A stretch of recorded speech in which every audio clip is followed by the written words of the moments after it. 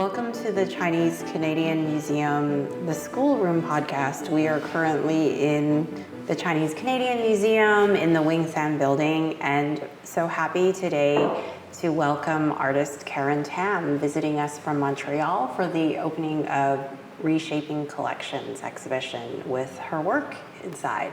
Hi, Karen. Hi, thanks for having me. So glad to have you. Can you just begin by telling us a little bit about yourself, who you are and how you got into art? Sure. So I'm a Montreal-based artist. I do mostly installation art, but that can cover anything from like textiles, sculpture, drawing, painting, sound work, anything like that. And I first got into art, I don't know, maybe like a lot of kids, you're like good at drawing in art class. And my parents encouraged me, and so I started taking art lessons in Chinatown. So at the Chinese school, so instead of actually going to Chinese school, I went to art class.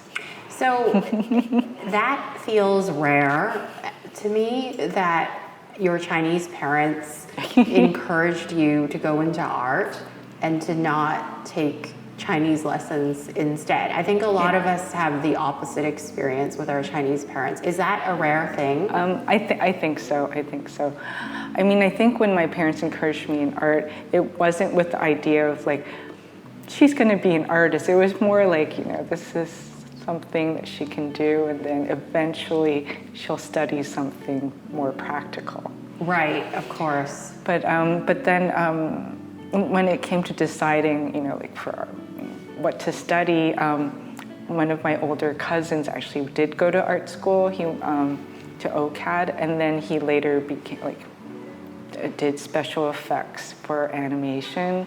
A couple of my cousins have done that, and so I told my parents, look.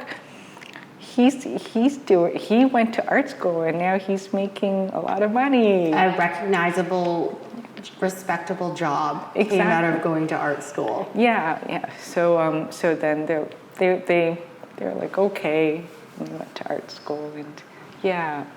And when did you feel like you wanted to intersect your Chinese or Chinese Canadian identity with your art practice? Was that always at the very beginning, or was there a moment where that happened? And at what moment was that? I'd always been interested in, Chinese Canadian history. This kind of started, came out of like a grade 10 history project where our homework or project assignment was to do something about our family history. Right, that's a very common children's assignment. Yeah. And then when I went to art school, I think I was just interested in like different types of Chinese folk art. So I started with like paper cutting and taught myself how to do that. And then my parents were always interested in art, Chinese art as well. So I guess it was always something I was interested in. And then really in art school for my thesis exhibition, this was around the time when my parents ran a Chinese restaurant for 26, 27 years, and it's like a place that I grew up, and unlike many restaurant kids, I didn't actually work in the restaurant. Yeah, only I think I did one summer in high school, and I was like, I'm never working for my parents again. I can't handle this. It's too much pressure. So when I was in grad school, I should say, my parents were talking about selling the restaurant. And so I wanted to document the place that I grew up in, through photographs, drawings, sketches, or video, and anything that I could. And then it just kind of dawned on me oh, hey, why don't I use this as the subject of my thesis exhibition project? And thinking about why is it that everyone in my family or all my friends' families, everybody ran a restaurant or worked in one, and so that kind of started me on this whole journey and 20 plus years later, I'm still looking into Chinese diasporic histories in my own work. And can you tell us a little bit about the work that you did in Reshaping Collections and how that came across? Maybe even back up a little further and relate to what interests you about the Chung collection. Sure. I've consulted the Chung collection before for some other projects, like just research projects, and so I feel like it was like a little head start. I mean, it's such a huge collection. It's such a wealth of it's just a wonderful resource. So even though I had consulted before, I mean, it was just barely scratching the surface. So when you invited me to participate, I was really excited to see like what else I could discover. And in my previous work, I've always incorporated or been inspired to create work coming out of the research in archives in a way, or as a way to perhaps highlight certain stories that have been hidden or are laying dormant and just waiting to be kind of like brought to life again. So for the project, for my project for this exhibition, I just wanted to keep myself open, to what I could find. And when I looked through the database, I started making like the spreadsheet, very, very long spreadsheet of like all the objects and documents I wanted to look at just based on the description. So then when I actually came to do the research visit, and just like going through all the folders and files and boxes, like there were quite a number of things that really struck me, like for this particular project, but also other things where I was like, I'm filing for like future sculptures, future art pieces. So, yeah. And what was your favorite part of the research? I think my favorite part was just like discovering, coming across things that haven't been digitized yet. So so it was a surprise, right, in a way, and finding all these treasures that you're just like, wow, like people should see this for themselves as well and get to know this collection. Is there a treasure that stood out? I think, yeah, the Engcho company catalogs. I mean, there's many of them that they would produce like on a yearly basis, but I really like the early ones because they were just, I mean, it was like a store catalog of all the products that they sold in this, I guess, like souvenir curio shop. But what I loved was like the drawings, the illustrations of the products.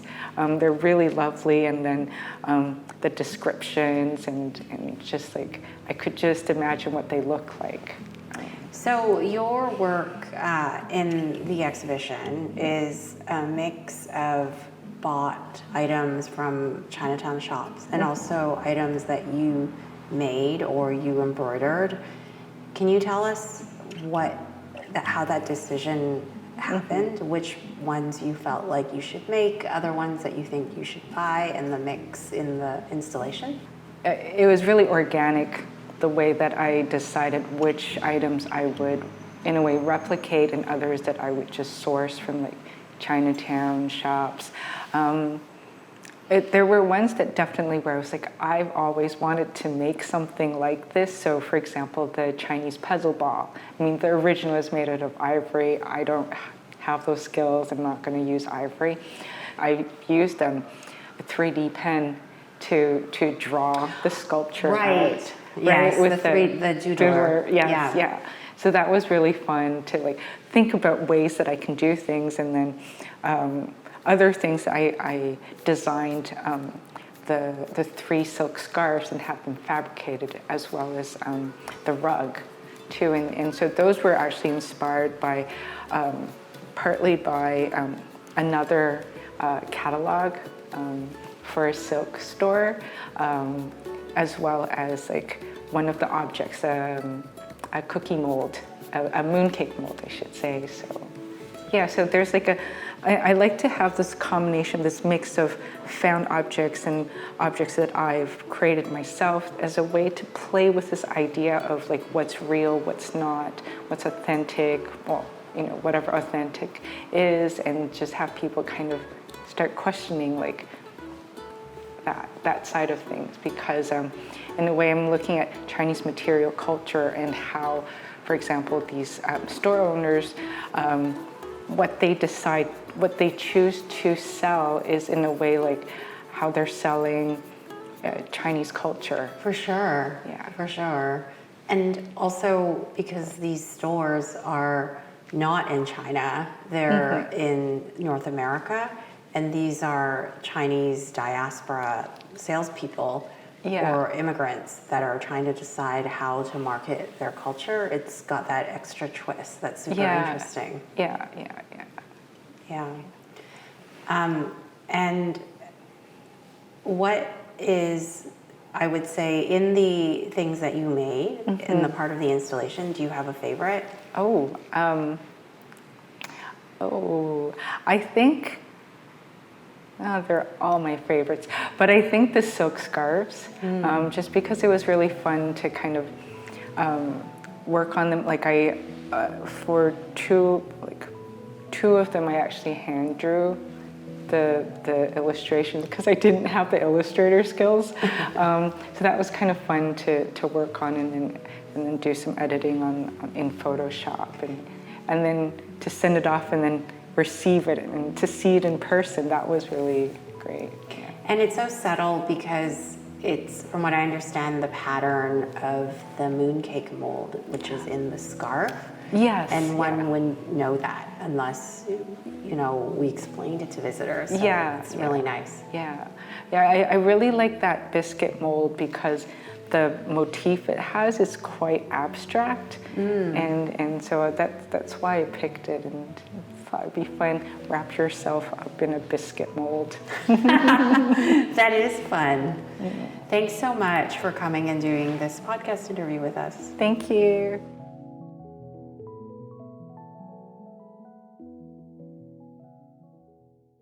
This podcast was recorded on the traditional territories of the Musqueam, Squamish, and Tsleil-Waututh peoples. We invite you all to reflect on the territories that you're on and the host nations, and pay respect to their elders, past, present, and emerging. This Schoolroom Special Series, featuring the artists in Reshaping Collections, was made possible with funding from the City of Vancouver and the Province of British Columbia. To learn more about the Chinese Canadian Museum and book tickets, visit us at www.chinesecanadianmuseum.ca and follow us on Instagram at ccmuseumbc for updates. The Schoolroom is presented by the Chinese Canadian Museum, hosted by Dr. Melissa Carmen Lee, and produced by Rosalie Gunawan. Production of this video podcast special series is supported by Adrian Ma and Haley Sang-Savan. Videography is by Wakefield Agency. The theme music and original audio was created by Joshua Young, and graphic design is by Studio Pian Pian He and Max Harvey. Stay tuned for the next episode of The Schoolroom, available wherever you get your podcasts.